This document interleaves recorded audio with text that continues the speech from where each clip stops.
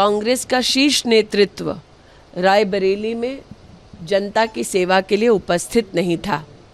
मैं भारतीय जनता पार्टी के रायबरेली के प्रत्याशी को अपनी ओर से शुभकामनाएं प्रेषित करती हूं। आज उन्होंने नामांकन भरा है और जनता भी ये जानती है रायबरेली की कि जिन्हें अमेठी ने अस्वीकार कर दिया, जो अमेठी छोड़कर वायनाड चले गए, वो रायबरेली के पूर्णता कभी नहीं हो पाएंगे।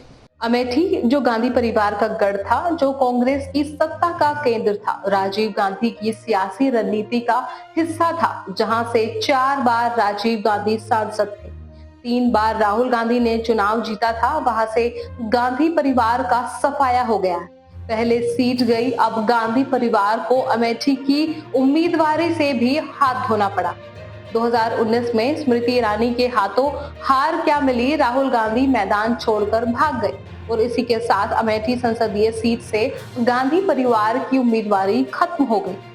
सीट पहले ही 2019 में बीजेपी की झोली में चली गई थी। अमेठी लोकसभा सीट से कांग्रेस के टिकट को लेकर सस्पेंस समाप्त हो गया है। कांग्रेस ने गांधी परिवार का गढ़ माने जाने वाली अमेठी सीट से किशोरी लाल शर्मा को टिकट दे दिया है, जिन्होंने अपना नामांकन भी दाखिल कर दिया।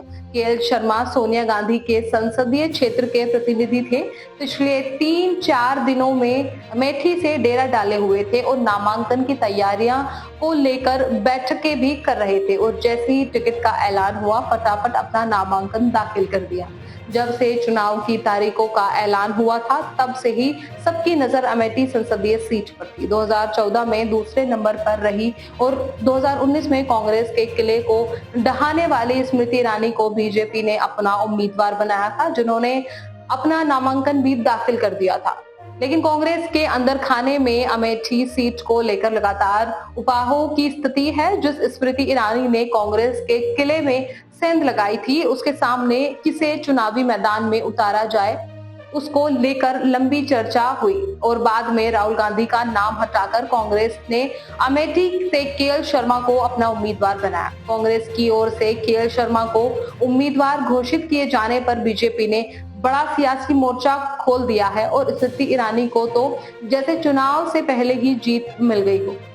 उन्होंने कांग्रेस की सियासी हार का ऐलान कर दिया है। उन्होंने कहा कि गांधी परिवार का कोई भी सदस्य अमेठी से चुनाव नहीं लड़ रहा है। यह अपने आप में एक संकेत है कि कांग्रेस ने चुनाव से पहले ही अमेठी से अपनी हार स्वीकार कर ली। बीजेपी उम्मीदवार के इस हमले का जवाब देने के लिए खुद प्रियंका गांधी ने मोर्चा संभाला और रथ पर सवार होकर खुद को राहुल गांधी का और केएल शर्मा का बचाव किया। उन्होंने कहा कि हर कोई चुनाव नहीं लड़ सकता है, क्योंकि चुनाव का संचालन करने वाला भी तो होना चाहिए। अमेठी से केएल शर्मा नहीं, मैं उम्मीदवार हूँ। प्रियंका गांधी ने अपने इस बयान के जरिए पार्टी में अपना रणनीतिकार वाली भूमिका का खुलासा किया और ये सब उन्होंने सिर्फ और सिर्फ बीजेपी के दबाव में आकर किया, क्योंकि चुनाव की तारीखों के ऐलान और स्मृति ईरानी के नामांकन भरने के बाद से ही कयास लगाए जा रहे थे कि अमेठी सीट पर भाई बहन से कोई चुनाव लड़ सकता है। और अब जब भाई बहन दोनों ने कांग्रेस का गढ़ रहे अमेठी से दूरी बना ली है, तब बीजेपी को सियासी वार करने का बड़ा मौका मिल गया है। फिलहाल इस रिपोर्ट में बस इतना ही। इस मुद्दे से जुड़े कोई भी सवाल या अपने विचार आप हमें हमारे कमेंट में लिख सकते हैं और इसी तरह की देश और दुनिया की तमाम खबरों के लिए चैनल को सब्सक्राइब करके बेल आइकन को दबाना ना भूलें, ताकि आने वाले समय में आपको हमारी महत्वपूर्ण वीडियो की नोटिफिकेशन समय से प्राप्त हो सके। फिलहाल मैं तनु शर्मा आपसे विदा लेती हूँ, फिर मिलती हूँ नई अपडेट के साथ। तब तक के लिए आप देखते रहिए न्यूज़। नमस्कार।